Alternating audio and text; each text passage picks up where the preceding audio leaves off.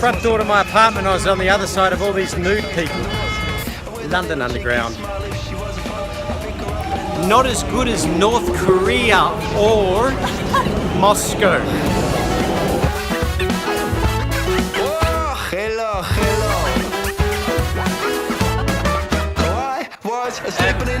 I'm outside Jack Wills, the store that promotes itself even after the UK referendum as fabulously British.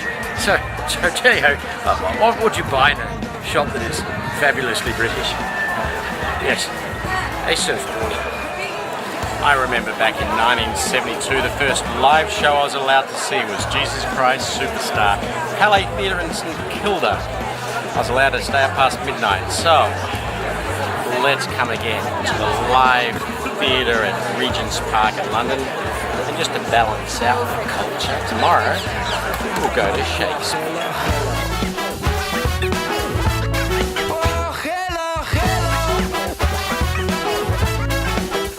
Hello, hello.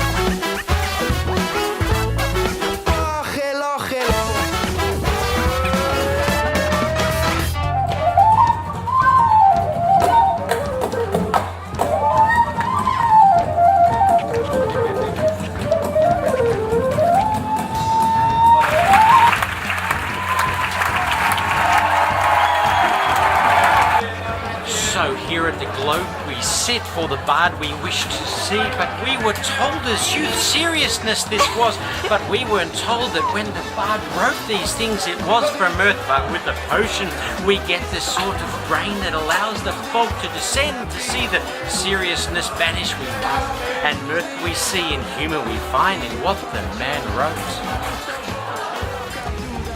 I read somewhere once that some British migrants to Australia left because they thought the summer was no good. So here I am in London waiting for summer, and then I realised it is. This is the Prospect of Whitby, which is the oldest riverside inn in London, built in around about 1520. 22 head honcho tally-hos have been around since this pub was built. Now, what's a head honcho tally-ho? Other people call them kings and queens.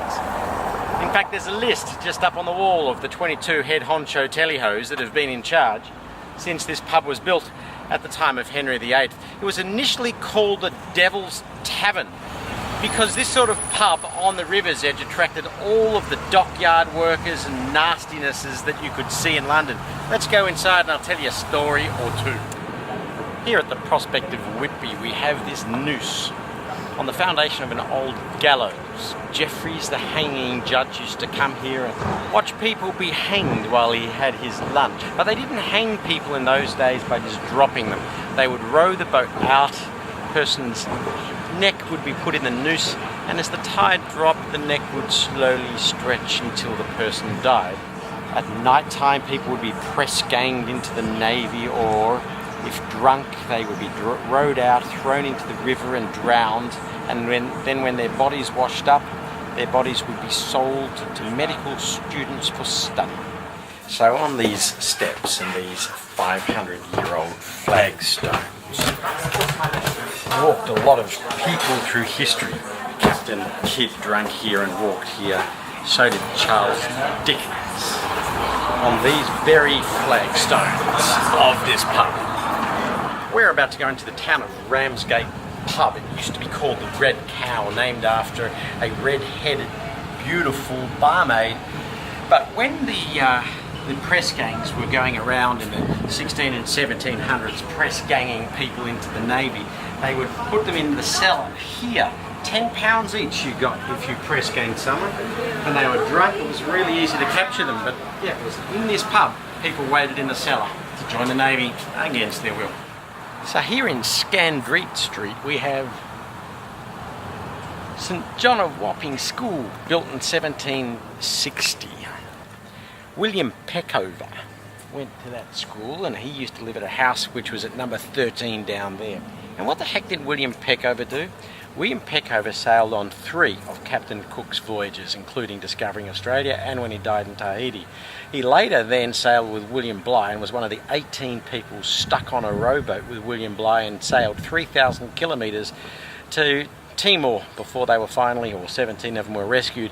And apparently when he got back here, he and his family all turned up to the pub, that one, and had a real piss up because they weren't expecting him to come home. And that's what I like about London. It's not the Big Ben and Queen Elizabeth and all that sort of stuff. It's all these little stories. That here in this street was a bloke who sailed on the boat with Captain Cook that discovered Australia and then got stuck on the boat with Captain Bligh and had to paddle 3,000 kilometres across the Pacific. And then drank in that pub. Behind me here's the Captain Kidd pub.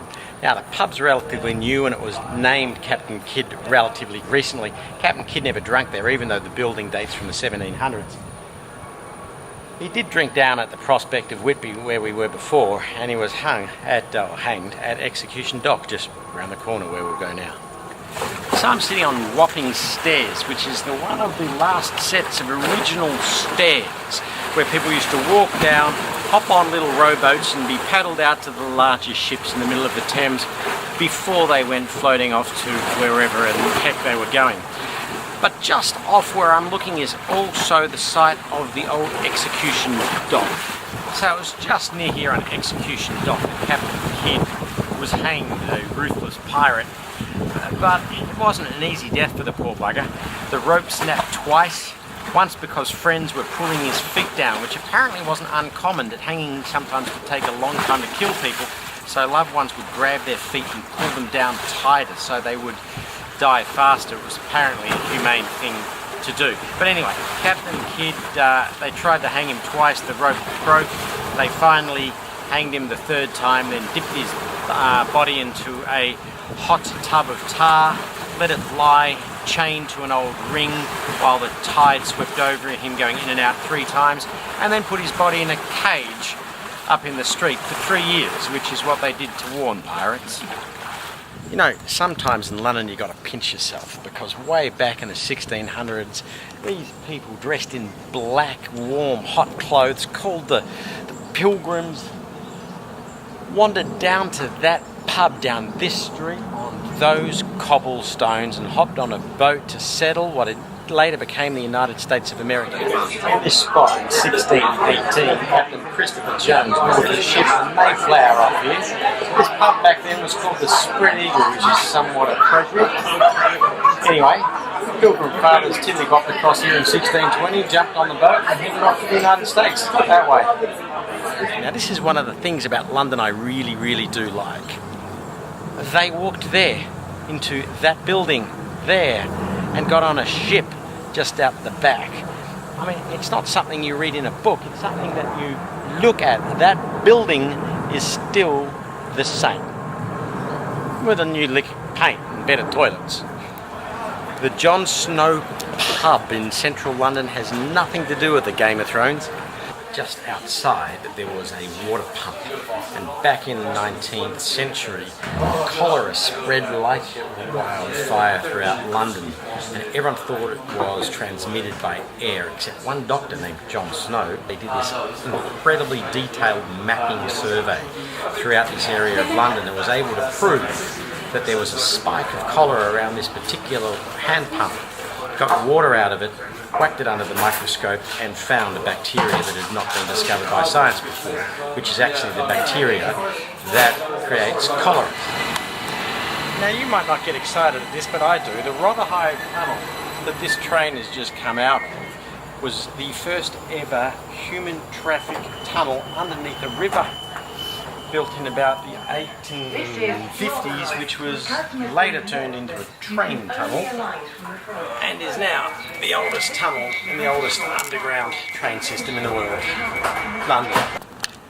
So the London Underground's first trains were steam driven. Now think about it, you're going underground. Where does all the soot go? Now this is what I call busking.